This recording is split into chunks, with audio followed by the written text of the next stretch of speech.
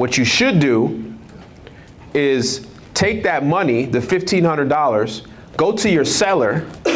I've got a problem, something came up, and I'm probably gonna have to push the closing back a week or two. Are you okay with that? If they raise Cain, say, hey, look, I'm willing to pay you $1,000 for that extra time. Is that okay? Okay, now you're talking, right?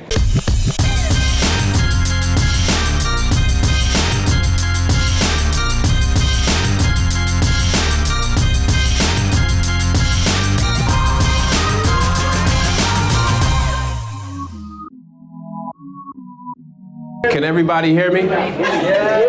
Yeah? No? Can y'all hear me in the back? Hey, how are you? All the way in the back? Cool. Welcome, everybody, welcome to Venture Atlas. So this is our new office. We built this, my team and I, we didn't do it by hands, but we designed it. Somebody else built it for us.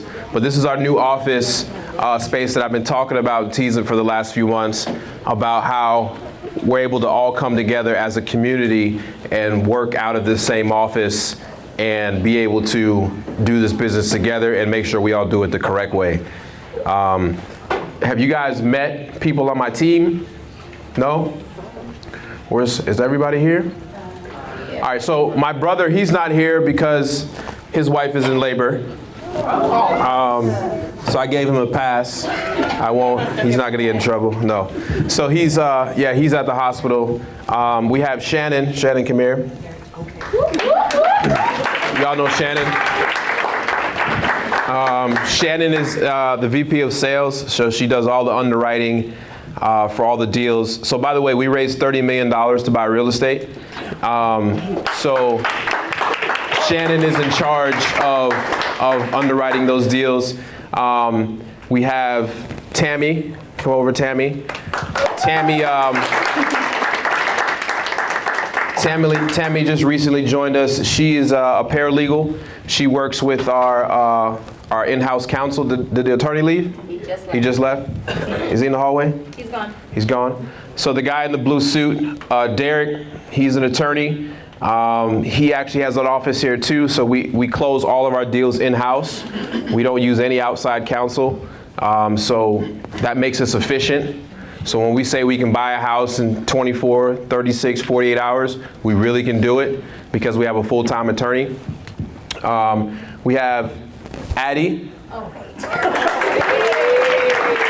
Addie is the office assistant, so she runs pretty much everything out in the open that you see and takes care of a lot of stuff. We have Lamar.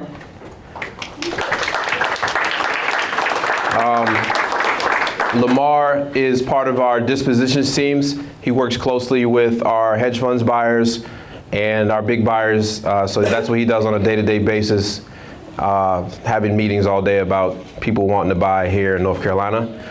We have Francisco.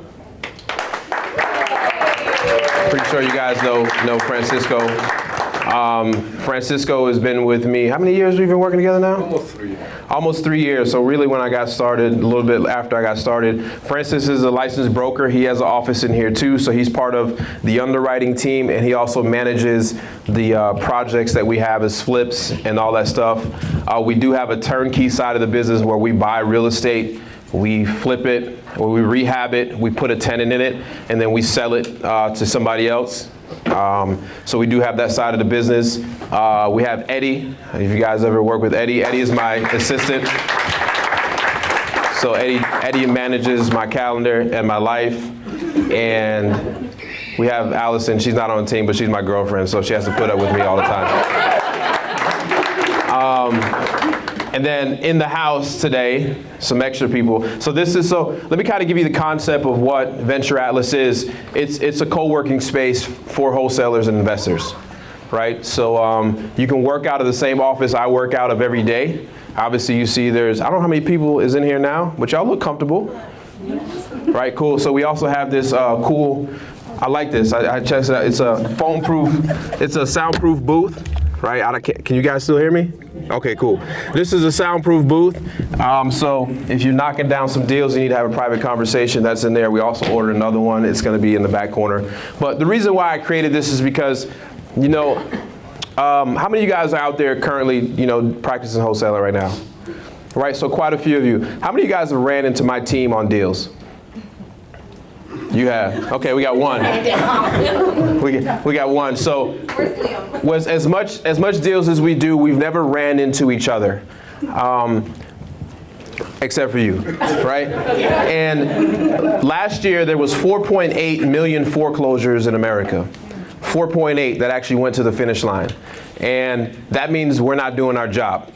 Does that make sense? Yeah. And that means there's more deals out there than any of us can handle. So I have lost the scarcity mindset years and years ago, and I empower you guys to go out and do the same. What this is where we are like-minded individuals achieving trying to go to the same goal. And that's what this space is about. We're going to do weekly and bi-weekly trainings just to help you guys out to go out and get better deals. And if you have a good deal, we'll take a look at it and we'll buy it from you. So you got a cash buyer with a deep pocket in-house. You have an attorney that can close your deals in-house, and you can go knock on the door and go ask questions about something that you have. If they're not busy, right? We'll figure that part out. You have somebody Shannon, that can help you underwrite your deals. We've bought deals all the way from the coast, all the way to the mountains. So you have somebody that can help underwrite your deals, give you advice even before you go on the appointment at what numbers you need to get things under. So I think this is what's really gonna tighten up the market in sense of we're all gonna be going out there and doing good business. Right, and I think that's the most important thing, is to be able to not put a house under contract $20,000 more than you should, only to go around and not be able to sell it. And I think that's bad business. I think that's when you're going to start seeing regulations and those things come into this industry. So we want to help fix that. So as much as this is for you, it's for us too, because we want to help empower you to go out and do your business, but also make sure you do it the right way. And I promise you, we can all make money doing it. Right? Who have I bought deals from here before? I know we're close. Main Street was supposed to close. Did it close? Today? Yeah, it's gonna finish up tomorrow. Yeah. So. Yeah, but they signed the deed today. Okay, cool. I actually bought that for myself, by the way. Yeah. I mean, the deal was crazy. It was. I'm not gonna say the numbers, but it was great. As far as I'm keeping it as a rental. It already had a tenant in it. New 1-year lease. Just gonna put the money over there and let it sit. But that's part of what we do. Who else have I bought deals from before? Ish. Oh, Ish. We just did a deal in South Carolina. Anybody else? I know there's other people we've done deals with. They may not be here, but we buy deals all the time. One, because we have different exit strategies, different just wholesaling, and sometimes we keep them, sometimes we turn them into turnkey properties, sometimes we flip them. Whatever the strategy is, we do a lot of that. And also the cool thing about being in this space is y'all know I got a lot of cool friends, right? Yes. Right, so a lot of friends just like to pop up on me all the time and say what's up. So tonight in the building we have the Polites. Y'all know the Polites from North Carolina. Raise y'all hand. We got CJ in the building, all the way from Richmond around the corner. What you doing around the corner, bro? So CJ, if y'all not familiar with CJ, CJ started this business, and for 2 years he didn't get a deal. A full 2 years was working very hard in this business, and a long time before he got a deal, but he became a millionaire by the time he was 24. So he's done everything from new builds to wholesaling to rent, flips, rentals. He's done it all. You've done quite a bit of new builds in Richmond. You kind of scaled back a little bit from that. Also, we got Antoine. Y'all know Antoine. Do-rag Antoine today. He's trying to work on his wave game. You guys know Nazir, right? Nazir's from Charlotte. Years ago, I used to message Nas, and he never answered me, and now we're friends, right? So you can see eventually, things can't change. That's a true story. I didn't message him a lot, and he never answered me. Because if you guys remember, Nas was doing videos on YouTube before I was. Nas is the Duru, right? So when Nas was saying Duru, I was saying, okay, I'm a Duru too, right? So no, honestly, so we never met, but I would say it, and a lot of people thought we was beefing because I used the word Duru too. But he was like, nah, Max, I had a hot line, you made it a hot song. And I was like, cool, I'll take that. So Nas is here, and this is the type of things that you're gonna learn just from being around in this space. The energy is crazy. We all do real. Who's been in this? Who's done an interview here to be part of the co-working space already? Right? I was really working when y'all came in, right? I actually really do real estate. Right? I know you see YouTube, but I actually really do real estate. Right? So I have my hands on every single portion of what you just heard from what all my team members do. I actually have my hand on every single one of those. So I can ultimately underwrite or overwrite, or she says it's not a deal and I'll make it a deal just because I feel like it. Sometimes I've lost by doing that, but sometimes I've won. Yeah, man, so I just want to welcome everybody to Venture Atlas.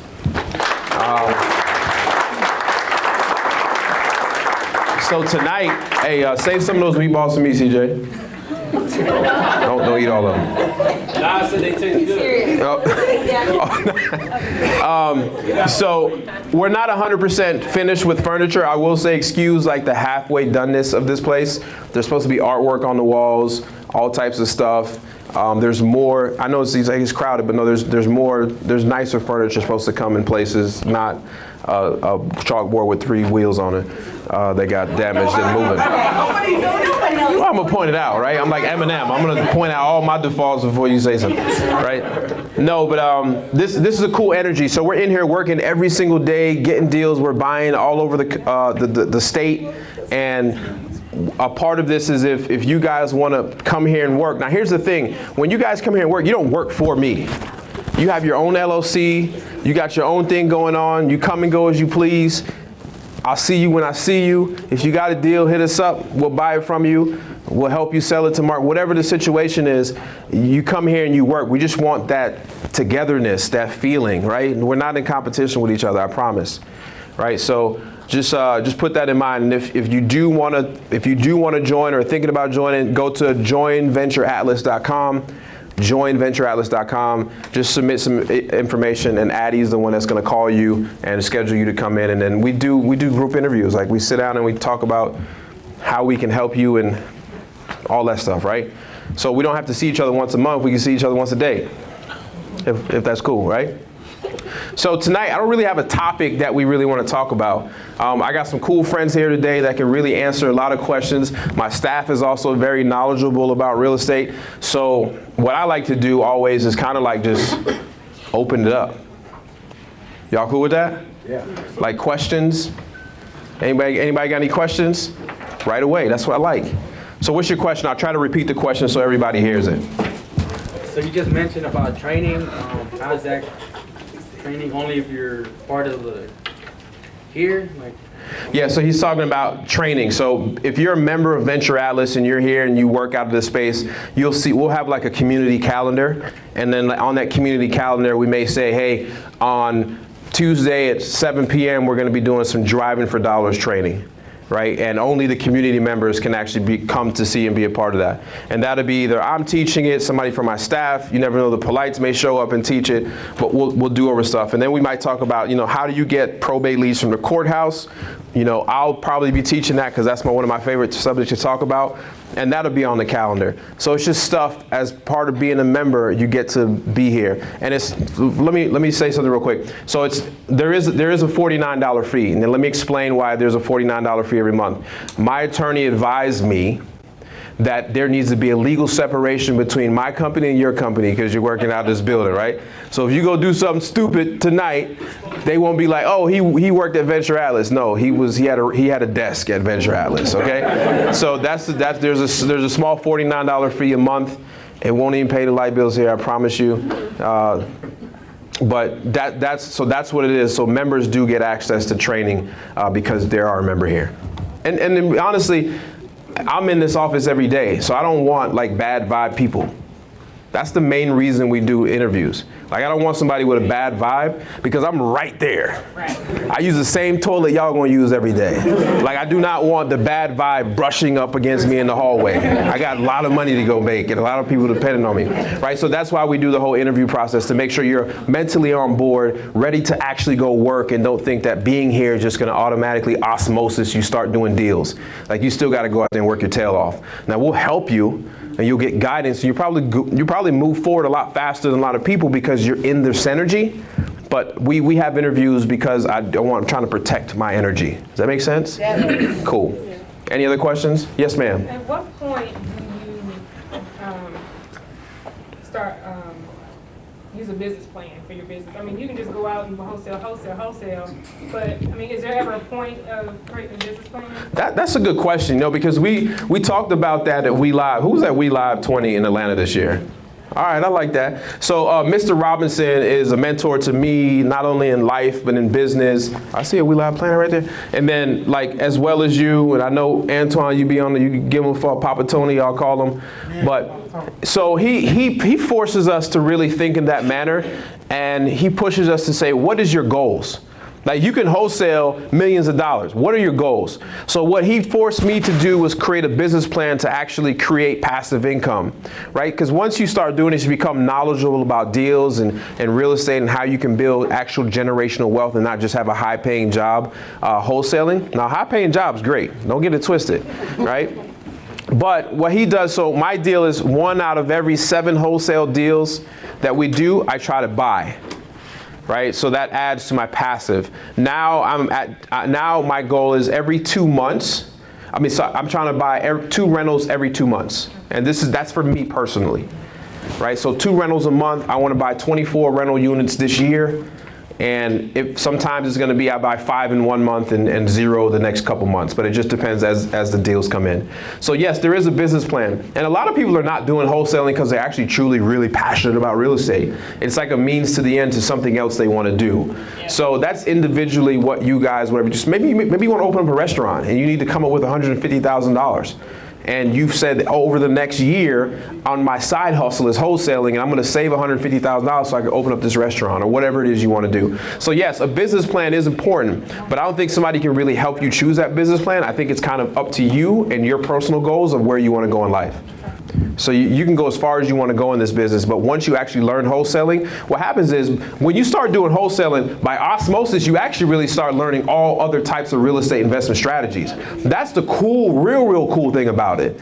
You know, we're buying property. I mean, I can go into details of how you do things, but we're just being real creative with real estate, and we're able to hold on to a lot of things that most people don't see when you start out wholesaling.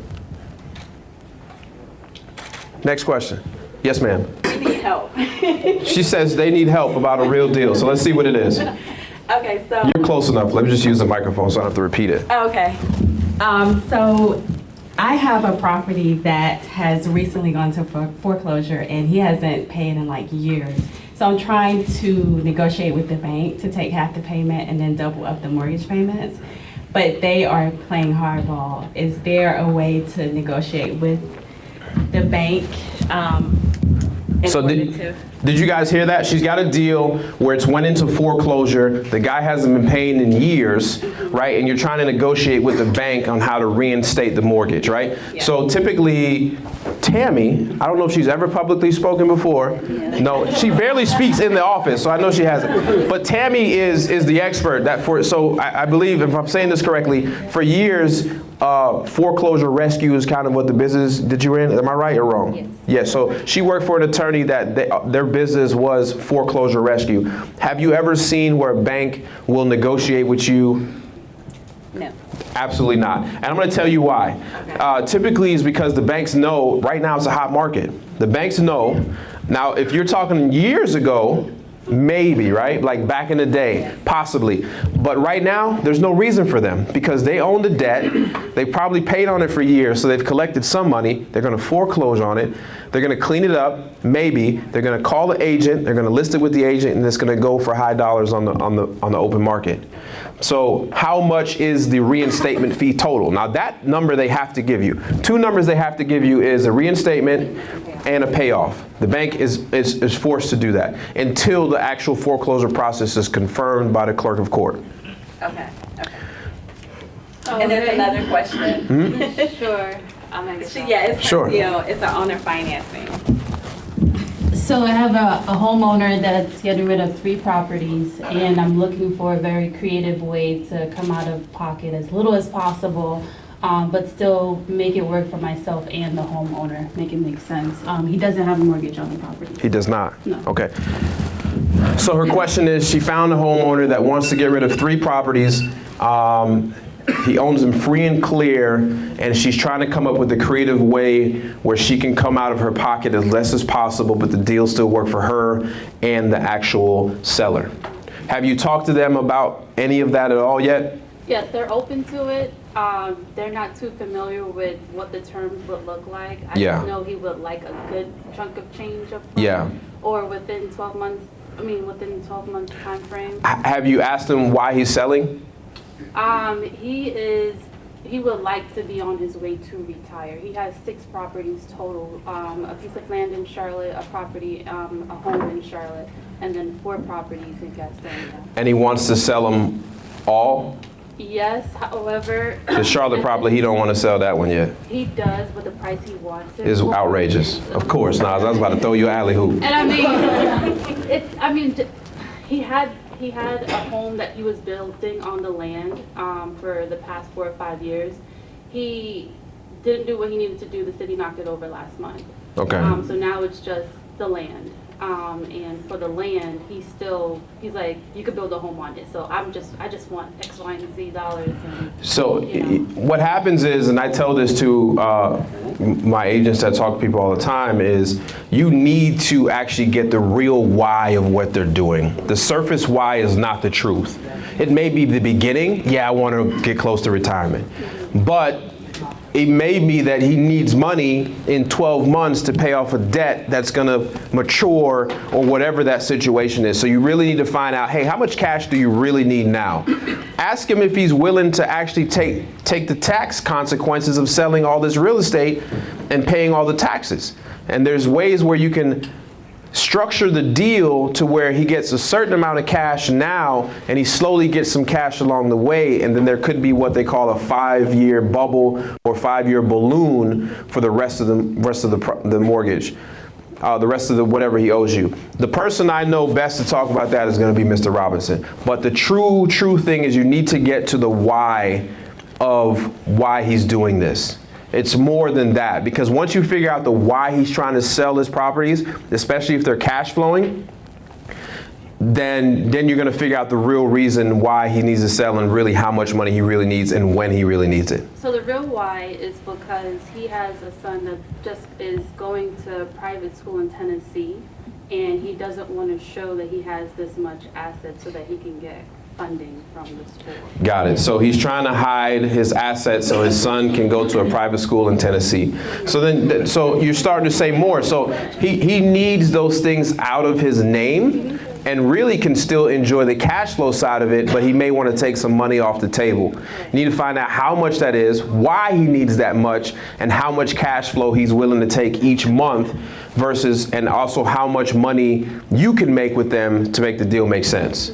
And remember, every deal is not a deal, right? So don't be afraid to walk away. And that's the big thing about real estate. Remember, 4.8 million foreclosures. Every deal is not a deal. You gotta let some of them slide. Maybe the other numbers he's asking for is unrealistic, because I can tell you right now, if he wanted to take cash off the market, he could sell that Charlotte deal by the morning. Yeah. So there's something a little bit not like he's not saying. To be honest, the property that he has is in a really hot market, and he wants to get top dollar. I understand that, but what you want and what you need are 2 different things. So does he really need money? Because if he did, he can sell the Charlotte property and still make a good piece of change, right? So you got to get deeper. You got to see what he really wants and lay it all out on the table and say, hey, I don't want to waste my time or your time. Let's see if this deal works for both of us. If it's not, hey, look, good luck to you. They'll call back.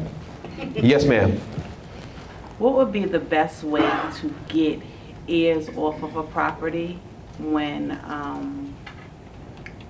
one person is in control of the property, but it's two owners, but the second owner died, and then they have children that are the heirs.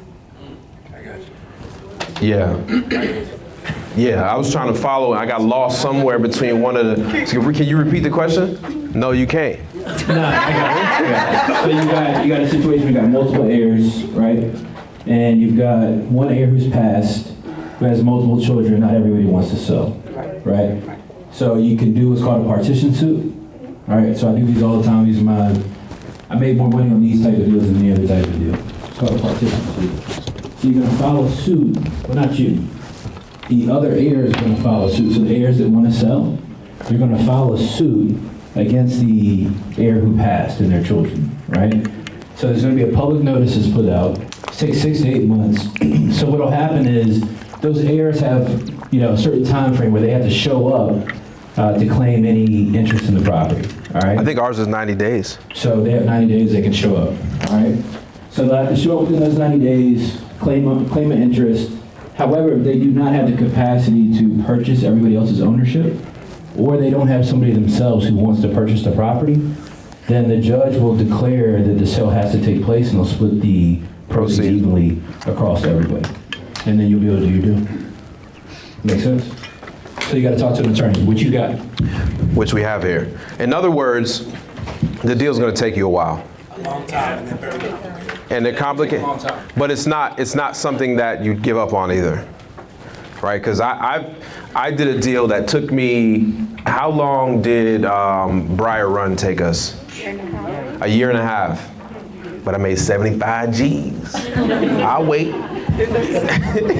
Right, so I made 75,000. It took me a year and a half, but I made $75,000. The good thing about those that take a long time is when the market is as it is and it's appreciating, by the time you close, prices are going up, so you end up making more money on your Yeah, so what he's saying is the good thing about the way the market's moving and trending up, by the time you actually do get to close it, it's worth more than what you've done it. So like when I originally had bought this deal, I thought it was gonna sell for like 110, 115. We ended up selling it for like, Francis Lee? 140. 140, yeah, over 140. So, I ran off on the plug with that one.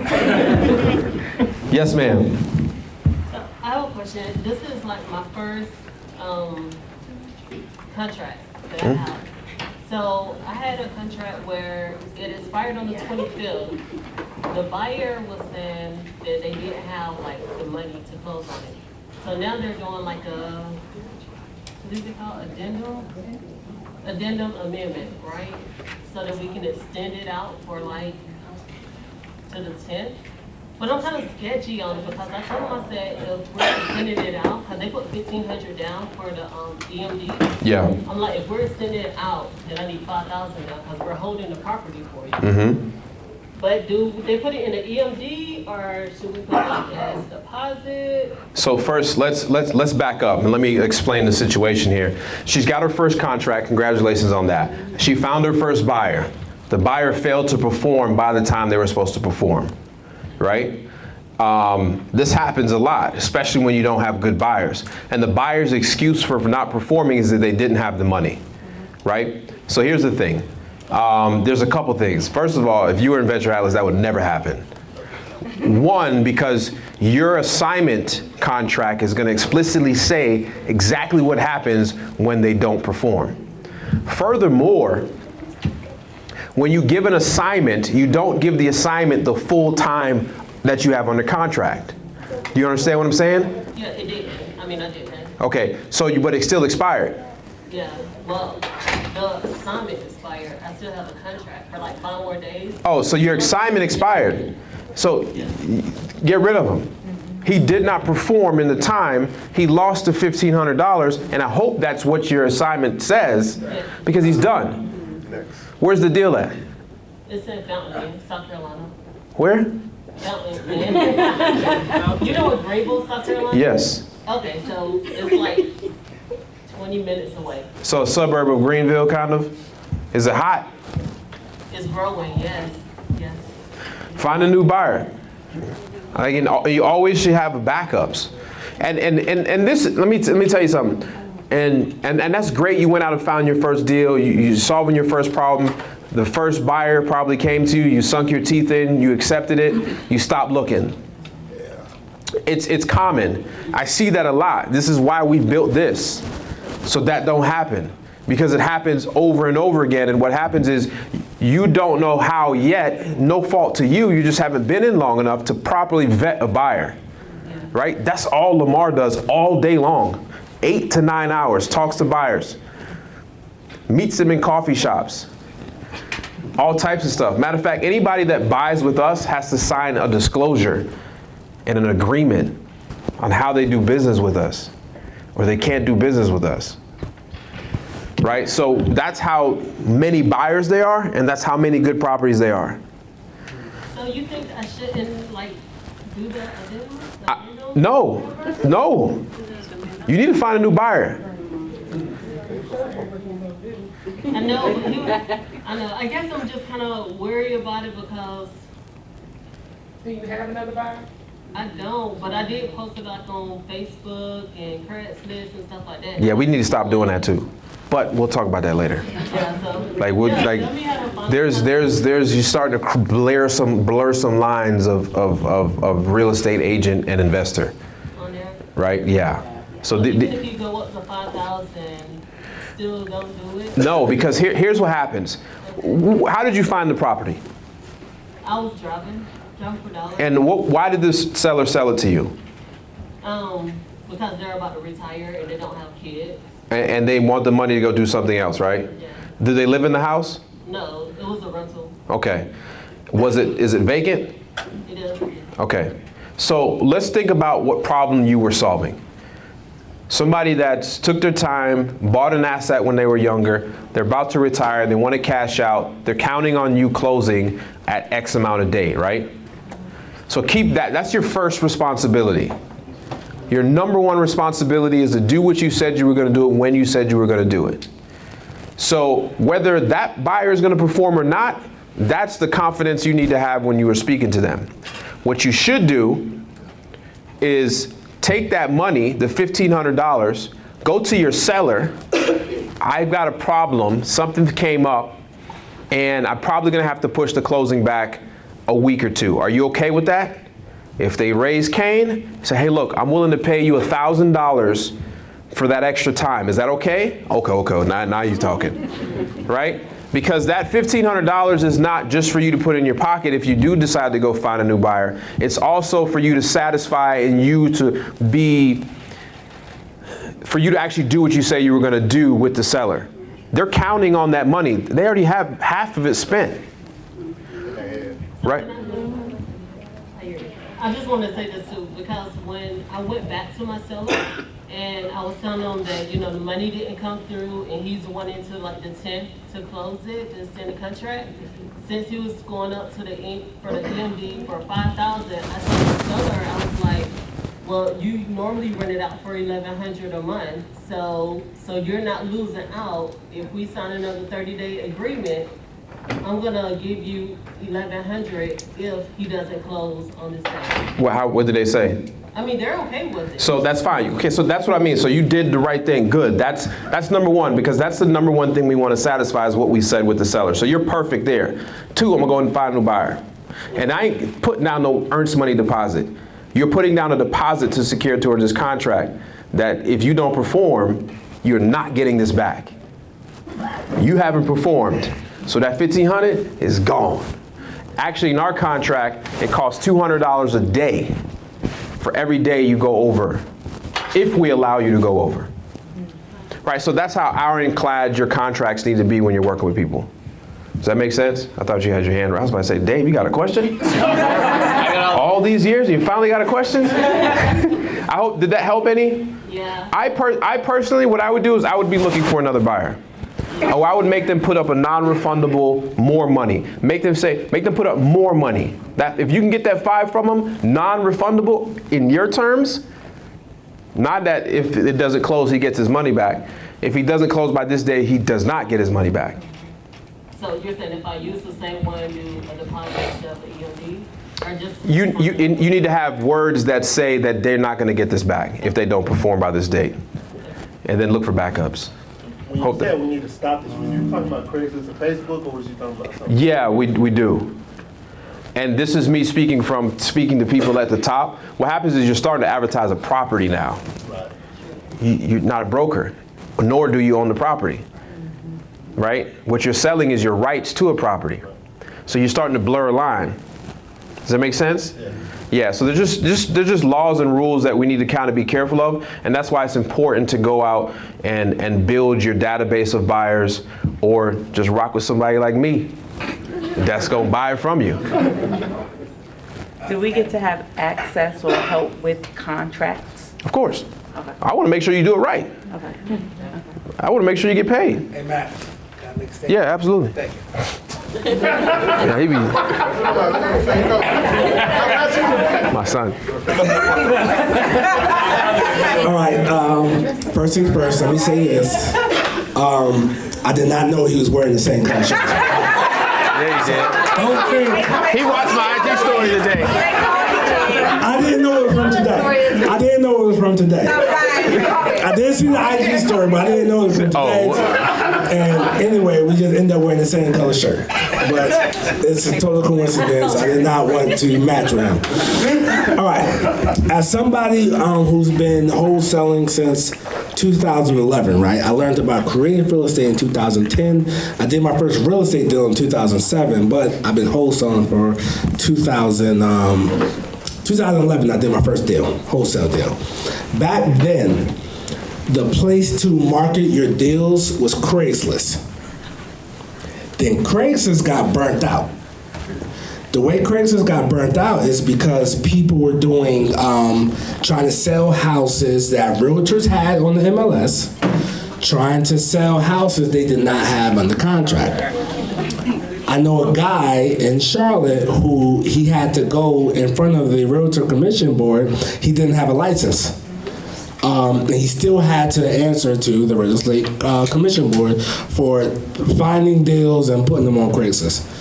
So I say that, and now no one really talks about Craigslist because probably since about 2013, 14, if you put a deal on Craigslist, you probably got a bunch of tire kickers, people who aren't serious about buying your deal.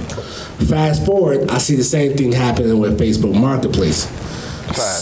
Very fast. The same exact trends. People are getting contracts, putting them right on, acting as a realtor, and not only acting as a realtor, they're actually putting properties on Facebook Marketplace because they spoke to a seller, and the seller might sell to them. And there was recently a situation. You gonna go to jail? Well, them guys got locked up for doing that. So I say that to say, make sure you're out there. If you're not working in this office, building the buyers list. If you're working in the office, it's better to be safe. You bring the deal to Venture Atlas to sell it, because that way there's this risk of, hey, I signed a contract with George for $30,000, but I see my property online for $70,000. I don't like the way I'm treated. Did they sign the contract? Absolutely, they signed the contract. Will that hold up in court? Probably not. So just do things the right way. And if you can build a buyer's list, if you work in this office, just bring it to Venture Atlas. Because I do know investors that had all their paperwork in order. However, it was greedy investor versus senior citizen. The judge did not rule in greedy investors' favor. They signed all the paperwork and everything. Disclosures, everything. They put up the actual earnest money deposit that they said to make it a valid contract. The judge did not rule in his favor. All right, I just wanted to say that. And for some of those reasons is we don't do assignments anymore. We buy everything. So everything we get, we actually buy it. Even though we might sell it the same day or the next day, we buy everything. Just to make it kind of cleaner. So, Yes, ma'am. do you do double closes here, or do you, how do you do it? So there's some words that I think we need to figure out. So double closing, I will not, have never done a double closing. I don't think attorneys should ever do a double closing. You cannot have one escrow in and two transactions happen. that attorney will lose their license. Will they do it to make $800? Yeah, because attorneys ain't making money like you think. Will you get in trouble for doing that later? Maybe if the file gets audited. Now what people do is simultaneous closings, where there's two sets of funds that come in. One is purchased, recorded. One is sold, recorded. So like transactional funding. You can get transactional funding, whatever you want to do, but you need to, that just makes it cleaner for us when we do deals. We buy everything. I talk about this all the time, especially at We Live 20. We just talked about how we need to police ourselves. And this is starting the process of policing ourselves. When you start a business, I don't care what business it is, there's going to be a lot of things you're just not going to know. And right, those things can get you in trouble, you can lose some money, or you can go to jail. Right? So I want to make sure that nobody really goes to jail. Not only because I don't want you to see you in jail, I don't want you to mess up the industry that I make a lot of money in. Right? So I want you to do this right. You're going to eat and do it right. You know what I'm saying? Yusuf. Yeah, I'm doing well. Yeah, so when are you all going to share like your buying metrics with the community? Like what kind of way you all like to buy properties as far as numbers go? Really all, man, because we have so many exit strategies and that. So what happens is, let me be honest with you, when you have knowledge and then you have money, you put those two together, you can do a lot of things.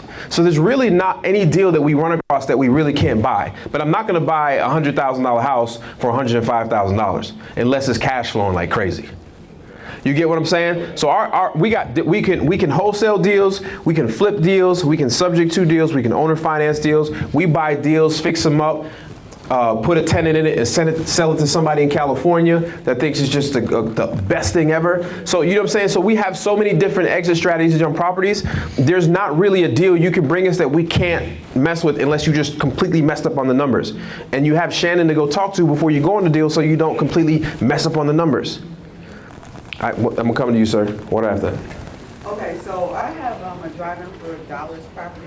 Yes. That I left a message on the young lady in California. Mm-hmm. And she had a realtor reach back out to me. Mm-hmm. So it was an expired listing, but now I would have to deal with him. Do you think I should just not pursue it, or? Can you get a deal from it? I mean, I probably can because it's been online for, it said over like 500 days. Oh yeah, she has it for way too high. She has it for I was going to tell you. So do you know the number one reason why things don't sell? Yeah. It's overpriced. Right, exactly. So if she's willing to have it on market for 500 days, that means that real estate agent is going to relist that thing again. Only reason it's not on the MLS now because it expired out. Yeah. So you feel like I should go ahead and contact him? Listen, you're going to go find your numbers. Yeah. You're going to make an offer. If it works, you got a great deal. If not, and you can work directly through the real estate agent. Okay. Your numbers are your numbers. That agent is representing the seller, and if they sell it and they want to pay that 3% commission to that agent, then that's their problem. What you offering is what you're offering. You have no representation on your side, so you're good. Because it's listed for about like 300. I'm going to have to do it for like 135. Good luck. Yes, ma'am. Sorry, I was supposed to go to you, Sarge, but yes, ma'am. So in what way do you present deals? Like if someone has a deal or you're emailing, how should it be structured? Like the pictures, what information, well, I kind of know the information needs to be on there, but like, just far as like, does it need to be, I'm trying to think, because someone sent me an email and it was just like, very, very vague. So I'm trying to figure, is there like a particular way or yeah, we do keep it vague. And the reason is because we do not want to imply or represent the buyers. All of our buyers do their own due diligence. And what happens is when you start working with investors, they don't care about pretty pictures and all that stuff and a beautiful layout. You can typically add a couple pictures, or if you have a lot of pictures in the link, you want to have a picture. Typically what I like to do is put the tax value. I'm going to put the address, and we only communicate with buyers that actually have came in and signed our agreement. Okay. Right? So I don't shoot addresses out to anybody. You're never going to get on my buyers list if you have never sat in that office and signed an agreement with us. So one thing is we're going to put the address, we're going to put the tax value. Most of the time I keep off of ARV, right? Because that's the due diligence of a person. We might give a range of what the repairs are, but typically we may leave that off too. right? So I'm really just shooting for, here goes I'm gonna save you some time. Here goes the address, here goes some pictures, here goes the tax value, and I think it's a great flip. Good luck. Call me if you want it. Right? Properties last 24, 48 hours. So how's tax value, how's that mean anything to them when they still have to look at the, that's or, do comps and everything? Yeah, so most buyers, your real buyers, you shoot me a tax value and a zip code, I'm gonna tell you what it's really worth without even seeing it. Right, and that's just because buyers do their due diligence all over the place. They're not looking to go run comps. They buy where they know they want to buy.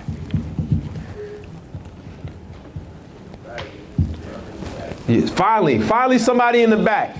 Speak up for me, sir. Yes, sir. Jay Smith. So quick question. I just started my first mail campaign last month. Land. So what the problem was when I sent a lot of the mailers out, because I have the tax delinquent list. Yeah. And especially when you're going like under $1,000, a lot of the stuff that you see are land parcels, and I wasn't aware of that. So the mail that I sent out, it didn't get delivered. So a lot of it got returned to sender because it was a piece of land. Yeah. So a quick question. So what do you do about those land parcels? What percentage of the deals that you wholesale are land? And then I watched a video of you that you bought. I think it was a land parcel for like. I still own it. It's over there. I never sold it. Okay. I just paid the taxes on it. It's $75 the other day. Yeah. So what do you do about those land parcels? I keep them. Yeah, we're real big on buy and hold. We only got into wholesaling to make quick chunks of cash to buy rental properties. So our problem is we try to take down everything, because the beautiful thing about wholesaling is you're getting there first. So you get this thing at 30, 40 cents on the dollar, you can wholesale it, make 10, 20,000 real quick, or you can keep it and keep that equity, just like you're finding out, and keep it as a rental. So, when you take down rental properties, you're spending cash, right? Because you got to actually close on it. You got to fix it up sometimes. You have to put a tenant in there. So a lot of times you'll run out of cash more quickly if you're buying and holding versus wholesaling. So what we've been able to do is we built a network of private investors. So these are people who have cash, they want to get into real estate, but they don't have deal flow. They're not like you guys, they don't know how to find these off-market deals, but they have money that they want to invest, they want to return on. So what we've been able to do is find investors who have money, who want to invest in our deals. So we find a deal 50 cents on the dollar. Instead of us spending our own money on it, we'll get that investor to give us the money to purchase it, rehab it, and then we'll give them a return. Say they want 10% on their money.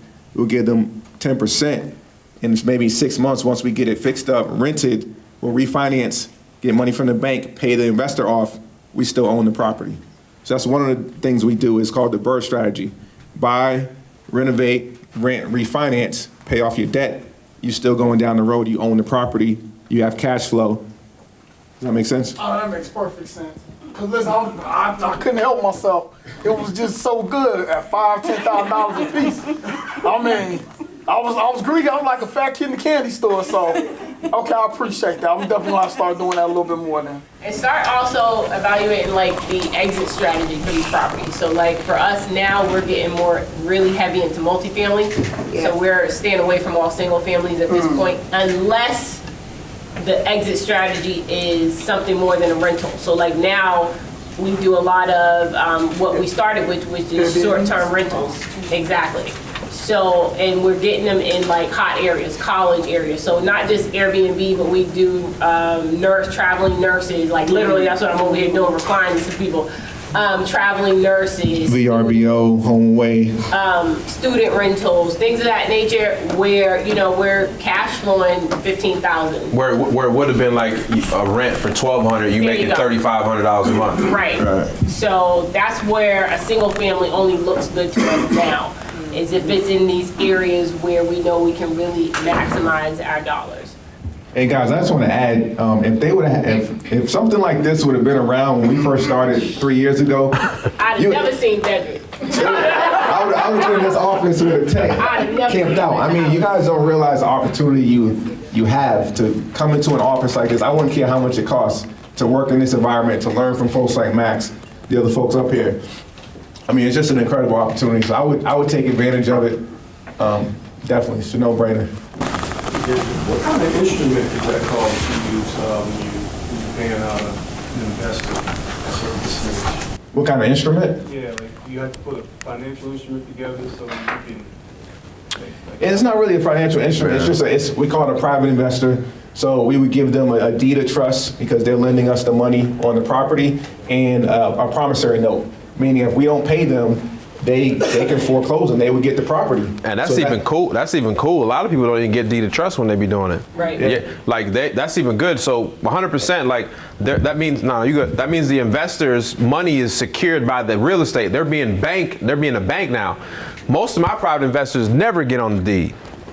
But that's a good way to do it because they feel secure. And then eventually they get tired of the paperwork on the back end and they just like, nah, just take the money. Yeah.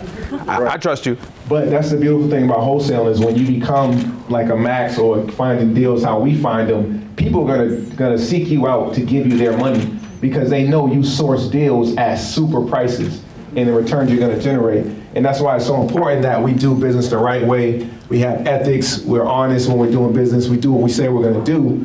When you do that, people are going to find you and want to invest in you and your business. So what I would do for you, Sarge, is you're still around Warren Roberts, right? You know I am. So a bunch of those guys, those E7, E8s that's got money sitting around, $10,000, $20,000, $30,000, start using them in a short term of money. 6 months, hey, let me get $50,000 from you. I'll pay you 10% in 6 months. I'm gonna give you back 55, but you know what you can do with all that money in that time. Because what's the account that we get usually is all that money sitting in? TSP. Yeah, that TSP count. And making 10%. They're not making no 10%. Like 1%, 2%. Yeah, so you need to tap into that resource. You still can get to the NCO club, right? You know I'm still there. Keep posting the pictures of you doing deals, and it's naturally gonna come to you.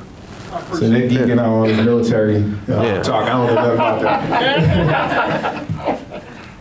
Any other questions for? So are you all doing any rehabs and flipping, or is that not? Yeah, we do all the above. Kind of like Max, we do buy and holds, we do flips, we do hotel deals.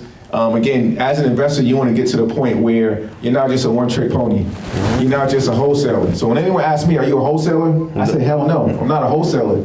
I'm an opportunistic investor. I can flip it, I can do a buy and hold. Depending on the deal, there's like 7 different exit strategies you can use in real estate. The key is becoming educated to learn those other exit strategies. When we first got into this 3 years ago, all I knew how to do was wholesale.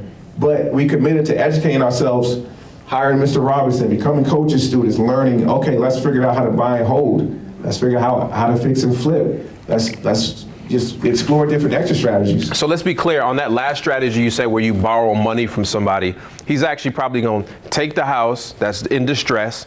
He's going to buy it with somebody else's money. He's going to fix it up with somebody else's money, knowing that they're getting a guaranteed return. He's going to go to the bank after have you turned any of those into short-term rentals? Yep. Yeah. So he's using somebody else's money to create an Airbnb portfolio, then go to the bank when he's ready in 6-7 months because you got good credit and you had a job where you was making a good. I quit that job. Yeah, he quit that job. But then when you have a portfolio of properties, the bank is going to give it to you. Then he's going to cash out and go to the bank and say, all right, just give me the 55 so I can give this guy his money. Do you take any money off the table at that point in time, or you keep the equity high? It really depends. If I need some cash, I'll take some off the table, tax-free, because it's refinance money. And then I'll use that money to buy another rental. So basically the 55 he borrowed to buy and fix, he's gonna go to the bank, and if he needs money, say the house is worth 95 now, right? He's gonna go to the bank and say, hey, look, give me 70,000 on this house. The bank's gonna give him 70,000. He's gonna give his guy his money back plus his interest, and he's gonna be left with the remainder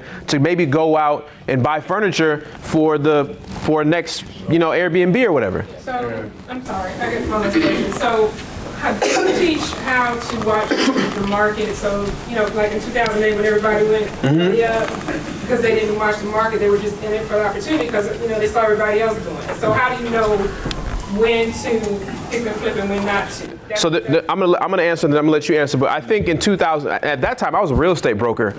What happened was people were buying property and they didn't care about whether it was a deal or not, right? So what happens is we're so educated, we can never lose. And the reason is we're not buying properties for what they're worth. We're buying them 40, 50% on the dollar. So even if it goes down, a correction goes 30%, I'm still up. Yeah. We never pay market value for a house. Never. I was just looking at a $500,000 house today. Guy wanted to unload it for $400,000. You don't want to buy a house that's worth $100 for $105. That's where you lose, right? Because if the market takes a dip, you're underwater. So we're getting everything at a discount. That's why, it's so important to learn how to wholesale, how to go direct to seller, because you're getting it at a wholesale price, so you can only win. Yeah. And not to pull all your cash out on cash out refi. Correct. Leave equity on the table. Leave at least 20% equity, sometimes 25, 30% in the property. Go ahead. Hey, y'all just get bombs dropped on you. This is like, but this conversation that we're having now is kind of like the next part. When you start wholesaling, and now you're making $20,000, $30,000 every single month, you're like, yo, Max, what do I do with this money? Right? Because you can't spend it all. You're going to blow out and trick off a little bit of it, but you're not going to be able to spend all of it. So you start saying, yo, I got a house where a homeowner, somebody said they can? No. But, so you're going to go out there, you're going to find a house. Like, we got a house now, it's worth, I can't say the name. It's worth like probably $140,000, and there's a mortgage on it for $70,000. The guy only needs $12,000 to move. Guess what I'm gonna do? I'm gonna give him $12,000 and tell him hit the road. I'll pay the little $600 mortgage you got. I'll figure out the rest. So now I own a house worth $130,000, $40,000, and the mortgage on it is only $70,000, and I gave my man $12,000 to hit the road. I can put a tenant in it, I can Airbnb it, I can do whatever I want, but I only spent $12,000. Now you own it. Now I own it. It's my bad, go ahead. Nah, you good, man. Shirt. All right, as far as back to your question, Sarge, in reference to the, you're buying these houses cash, I would just say that amount of money is very easy to raise, especially when you're dealing with full-time entrepreneurs who are sophisticated. Like, so for example, and I got a relationship with you, so please get with me. So I got a self-directed 401k account. Does anyone know what a self-directed account is? One of the most powerful tools you can have. All right, so you guys know how you go get a job and you get a retirement account? Normally jobs give a 401k, right? Well, if you're self-employed, you can get a retirement product as well. Depending on your situation, you could get a solo 401k, a 401k, a Roth IRA, there's different type of products. So, with your job, normally someone's control that, right? Like a Merrill Lynch. And you just tell them your risk tolerance. Or they'll suggest, well, at your age, it'd be a little risky. Your age, no, you want to play it safe, etc. So with a self-retirement product, a retirement product that you control of, I say where this money goes, okay? So I have to work this money. In my case, what I do, I buy cheap lots, I hold some, I sell some, and I don't pay taxes in that particular account, either until retirement age or depending on the product, you can pay taxes up front and you take the money tax-free. So with that amount, the $5,000 and $10,000, that's very easy. So many people approach me with that amount in their retirement account, and I turn them down like I can't work with that. So now I'm at a situation whereas I'm working in my active businesses, right? So I'm busy. So I don't necessarily, a deal might not come across, whereas it fits in my my retirement account, right? So if you come to me and say, hey, I need to borrow $5,000 or $10,000, and I can pay you X amount out of the money's sitting anyway. You're doing me a favor at that point. The money's sitting, and you're saying, what? I'm going to hop on that immediately, especially if I know you're credible. So I say that to say, you want to get to like entrepreneur events. It doesn't have to be in the real estate space. Anybody can have a self-directed, what's the word, man? I'm trying to say? IRA. And I'm teaching y'all this, and I don't even know. I got one. I got tongue tied. So self-directed IRA, right? And you go to an entrepreneur event, and they are very familiar with these type of products, and so many people have $5,000 and $10,000 and $15,000 and $20,000 sitting in there. I used to get offered that a lot. However, in Charlotte, if you're familiar with Charlotte, it might take about $100 to get in the property and another $100 to fix it up, and you might sell it for $299, $300, or whatever the case may be. But that money is sitting around, and what I was trying to say. Self-directed IRA accounts, right? Just get one. So first things first, I don't walk into any room and say, "Hey, I need money. You want to give me some money?" You? All right, we're friends. I don't walk into any room, right? So when I say if you go on Meetup and just type in entrepreneurship, you'll find thousands of them, literally. And also another way to do it is post results of other friends investing with you. Yep. Say, oh, I'm so happy that my friend invested with me, blank. I was able, she lent him X and I was able to get back her. She made 15% of her money. We flipped the deal, great. You're gonna start getting these inboxes. Hey, what your friend do? What happened? And that's you. And you keep doing those types of posts and you'll get that back to you 100%. I used to go to, years ago, I don't have the time now, but years ago, I used to go to a lot of those entrepreneur events.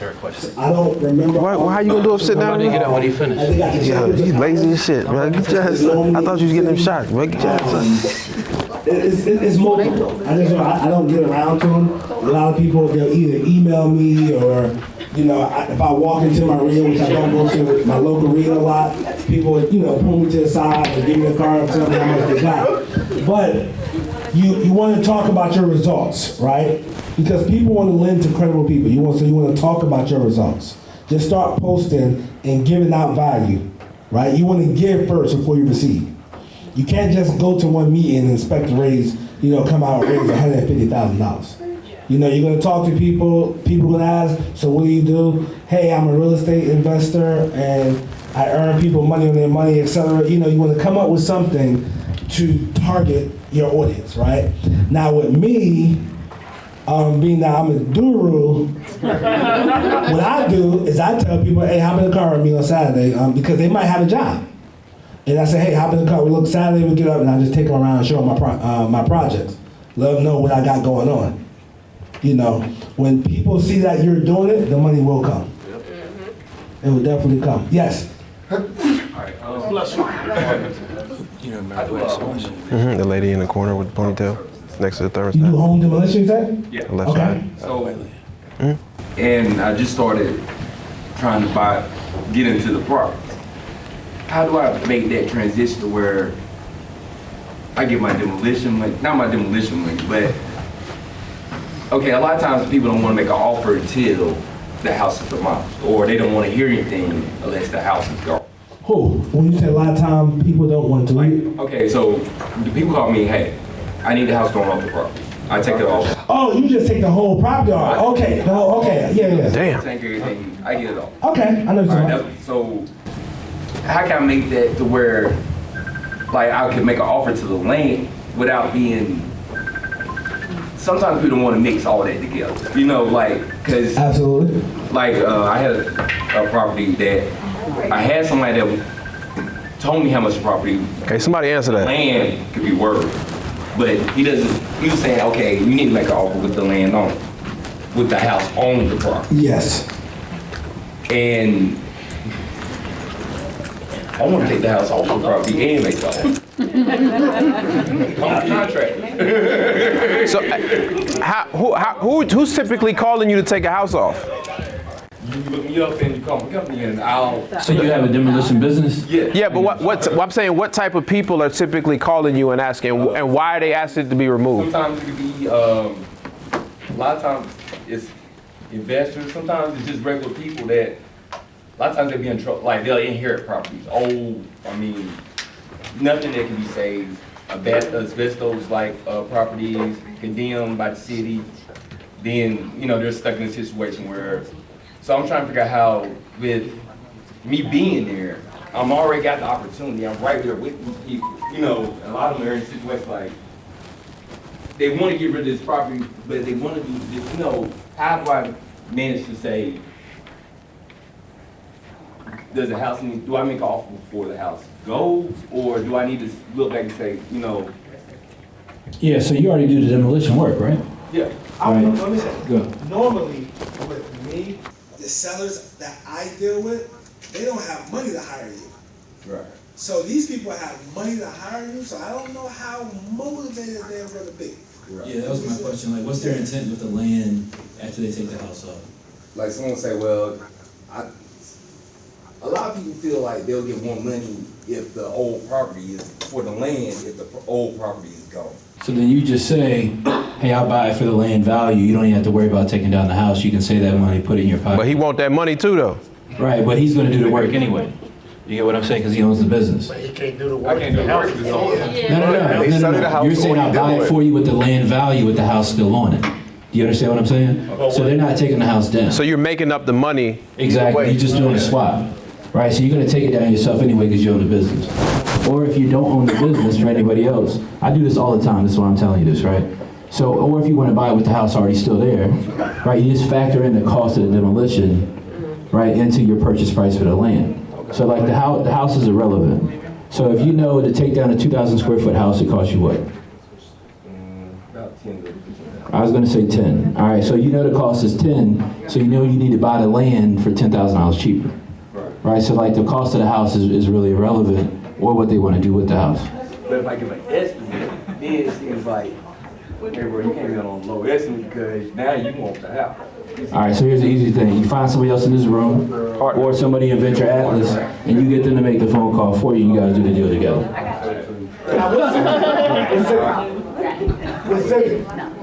Well, I mean, I'm based out of Auckland, but I work all over. Oh, you do? No money, you work out. Yeah, I think you got a really good lead flow right there. I think you just gotta, you don't wanna have a conflict of interest. So jump removal, and so we do estate clean outs, apartment clean outs. I mean, like, I'm in these Holla at me, bro. years in the two places. Yeah, I ain't wanna take them from you, man. I got full opportunities. I mean, Yeah, just like, people like, mom died. Yeah. Corey, come clean the whole apartment out. Now I come clean the whole apartment out. Well, we're gonna find somebody to sell it out. You know, and I'll just walk right out because I got my check. You know what I'm saying? You know. Yeah. Are you asking, hey, have you ever considered just selling the property right now as Now, is? I just got started, so now I got I'm you. seeing the time back, like, man. Say, how much would you sell it for cash right now? Yeah. That's it. Boom, That's it. Because if you're in like somewhere like Charlotte, depending on where we're at in Charlotte, it's a possibility that land. Man, I'll buy them leads from you, bro. You know, in that house, you know? Yeah. I mean, because you got places in Charlotte where they're paying You gonna answer the question? $225,000 to knock a house down that was formerly the hood, so you can sell a $700,000 house. So depending on where you at, yeah, I mean that's like you said. Hey, how much you take cash in this house, man? I just take everything on you. And you'll be done. You don't have to pay me, and you can do that a few times. Make $10,000, $20,000, $30,000. Then once you bank that up in your account, now next thing you know, you got 90 or 6 figures that's sitting in your account. Then the next deal, you can say, well, you know what, I want to fix this one up. You know. So what I will say is that as wholesalers, that exit strategy and how we find properties particularly is we're looking for problems, right? And people with problems, and you're at the front end of when somebody has a problem. So you just kind of need to educate yourself on how we do business, how we go around solving these problems, and notice that you're probably getting that phone call before I'm reaching out in the first place. So you have an opportunity to strike while the iron's hot, and you've already built up some trust because now that person has called you. Yeah, do you or somebody you know has a demolition contract with the city? No, I don't have one. Do you know anybody that does? I know companies, I don't know. So, but you know the companies though, right? So I would go to those companies and say, because they get a list, right? If a property is going to get scheduled for demolition, it has to go through a lot of steps in the Yeah, city council has to approve. Right? Yeah, you put the seal, we put bids. Right. You're doing an RFP for it, right? Yeah. Right. So get ahead of all of that. The people you know are getting those bids, those companies, go have a conversation with them. Tell them that, hey, look, I'm interested in buying those properties. Those are where you're going to find the people with actual motivation, because there's not private owners just calling you trying to take their house down. Right. These are people where the city, they can't afford to abate their code violation issues, things of that nature. So the city is coming in and taking the house down and then billing them for it, right? You can come in and jump ahead of that entire process if you got those connections, right? You can jump in front of that entire process, have them refer you to the homeowners that need to sell, kick them up a referral fee. You got it? Just solve problems, bro. Figure out how you can jump in early as possible in the problem. I'm gonna do one more question, and two more questions. We'll wrap it up. All right. Hey, so the question I had, it was kind of like a problem. So, you know, we had a house that the seller wants to sell because he's 7 hours away. He said he knows that if you put money into the house, he can definitely make like well over 330,000, which is, you know, based on the comparables, like it's. He says if he does? Like if he does, but he said he doesn't want to drive 7 hours and have to like take care of all that. So, you know, we sent him the contract, he said he would sign it. But then, after sending it to his attorney, which I told him was perfectly fine, you know, I wouldn't want him to sign anything he's not comfortable signing. He didn't want to sign because of the and/or clause. And then I explained to him, you know, us as a team, we kind of put all the houses that we're kind of juggling because we are, you know. Just take it out. Yeah. Take it out of the contract. And then how would I assign it? It doesn't say you cannot assign, does it? No. Remember, from what I know about real estate, all contracts are assignable unless it says not assignable. I did not know that. Yeah, so tell that attorney to go back to school.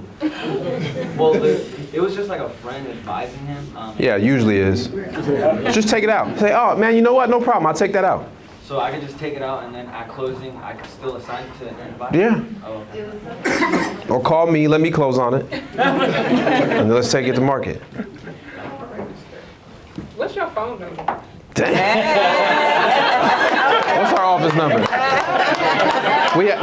We have an office number. Addie has it. You will never get me on the phone. I don't pick up no phone calls.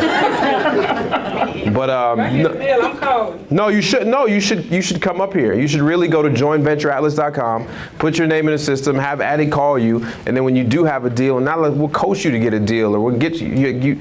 Some people need to have their hand held to get to that point. I think a lot of people need to button up on their contracts and a lot of that stuff so that you're secure. And that's not something you can pay for. You have the opportunity for a small monthly fee to align yourself with him. It's not about you taking up 3 hours out of his 8-hour day. It's going to happen in small increments. You're going to see how he moves. You're going to get advice from him. You're going to get advice from his team. You're going to have access to him. Our interests are aligned. Your interests are aligned. And when I align myself with other real estate investors, somebody said, hey, this has just happened a week before we live. The Monday we live. Somebody said, hey, I had this deal. And I'm all in the deal, probably about $15,000 There is an existing loan on it for about $70,000, let's say, right? The realtor sent me comps for that property she said, well, they'll probably sell from 205 to 225.